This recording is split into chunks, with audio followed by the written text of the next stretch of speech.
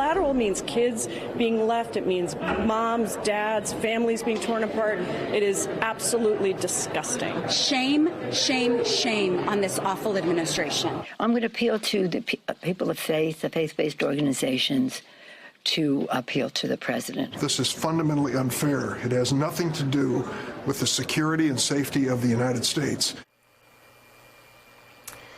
Democratic lawmakers reacting to the Trump administration's planned nationwide immigration raids scheduled to begin on Sunday. Those raids, which were postponed 3 weeks ago, are set to target around 2,000 families in major cities across the U.S., including Chicago, Houston, and San Francisco.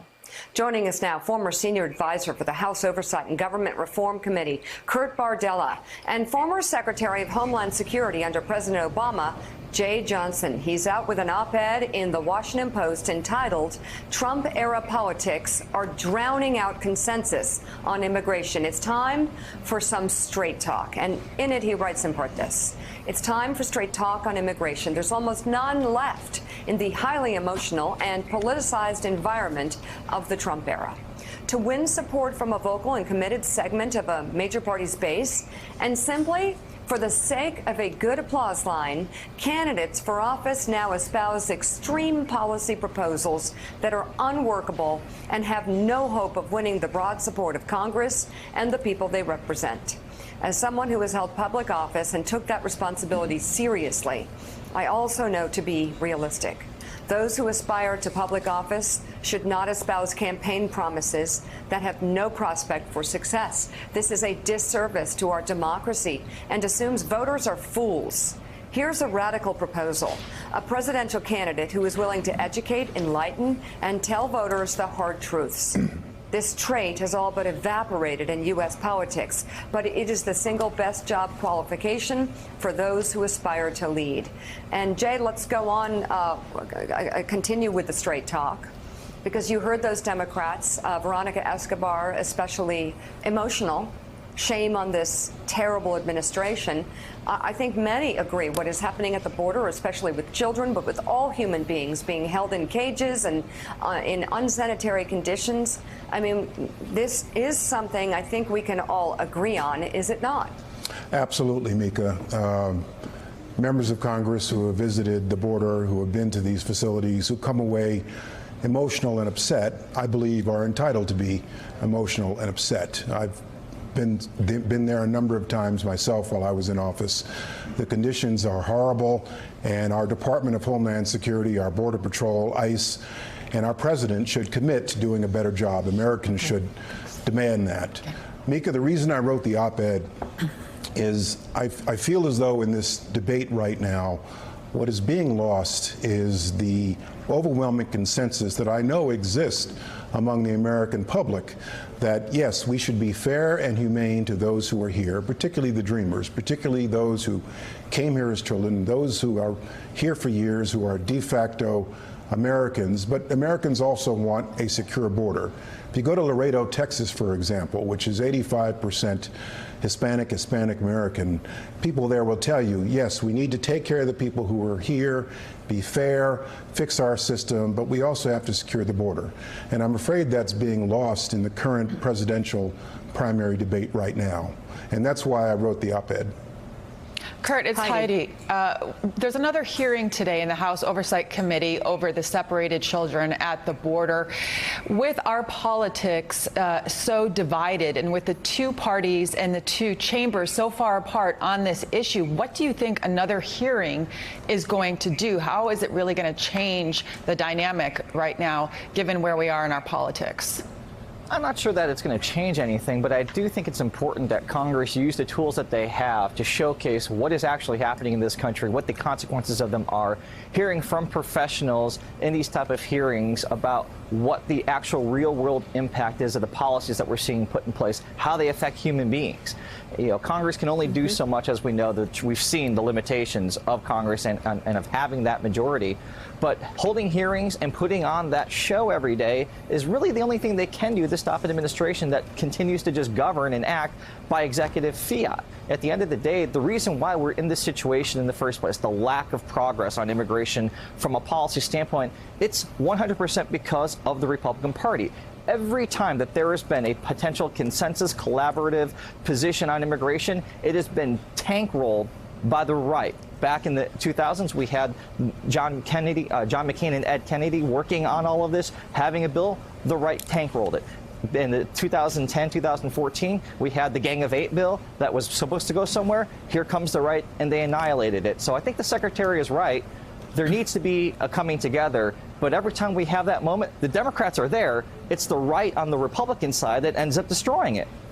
Mr. Secretary, Joe Biden is under attack from some progressive advocates for immigration, saying that he served under a president whom they called the deporter-in-chief because he executed removal orders. We have these outstanding ICE raids, which have been announced in advance, which is bizarre, but there are some 1 million existing removal orders, and this is the execution of those orders. How is this different from what the Obama administration pursued? Well, first, even the most aggressive immigration enforcement person will tell you you don't telegraph enforcement actions in advance. That is not an optimal situation from the enforcement perspective. Deportations occur all the time. Of those who have been ordered deported by an immigration judge, hopefully after they have exhausted their appeal rights, after they've had an opportunity to have their asylum case heard, we simply have to enforce the law, particularly if someone has been ordered deported. Now, these high-profile, focused enforcement actions, it's important for people to remember that they do have rights if they are arrested by someone from ICRO. If they're ordered deported in absentia, very often they have a right to a rehearing in person, and they cannot be deported until their process has run its course. In other words, they've exhausted all their appeal rights. And so it's important for migrants to know they have rights. But enforcement actions themselves are not extraordinary. Mr. Secretary, Mr. Secretary, you mentioned the issue of rights and knowing your rights, and we're seeing right now in the run-up to this announcement that there's going to be these raids, this kind of grandstanding we're seeing from the administration, that there's this widespread concern that they're preying on people who don't know their rights, who don't know that if you don't have a warrant signed by a judge, you don't have to open that door when they come knocking. And I'm curious, being from the position that you're in as DHS Secretary, how do you balance law enforcement actions with knowing and protecting the rights of the people that you're pursuing? Well, it's not easy. You're right. Very often, the population of people that are focused on here are people who are least sophisticated when it comes to knowing their rights, understanding their rights in this country, which is why the immigration bar, immigration lawyers are so important in this debate.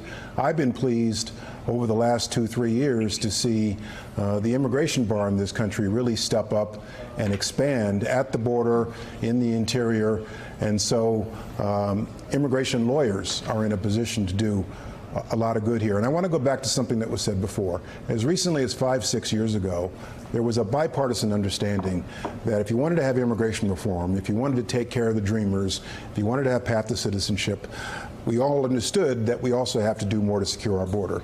And that is the basis for bringing Republicans and Democrats together. And that dynamic simply does not exist anymore in Washington, which is why I'm pessimistic that anything can really get done. All right, former Secretary of Homeland Security Jeh Johnson, thank you very much. And Kurt Bardella, thank you as well. And before we go today, here's a quick look at some of the headlines this morning from the early voting states around the country. In South Carolina, the Herald leads with ICE poised for nationwide roundup for deportation. In New Hampshire, the Valley News goes with Trump ends bid for citizenship question. And affecting how voters nationwide get their news, the New York Post reports Starbucks will stop selling newspapers at its more than 8,600 shops nationwide as of September 1st. Wow. And that does it for us this morning. Stephanie Ruhle picks up the coverage right now. Thanks for checking out MSNBC on YouTube, and make sure you subscribe to stay up to date on the day's biggest stories. And you can click on any of the videos around us to watch more from Morning Joe and MSNBC. Thanks so much for watching.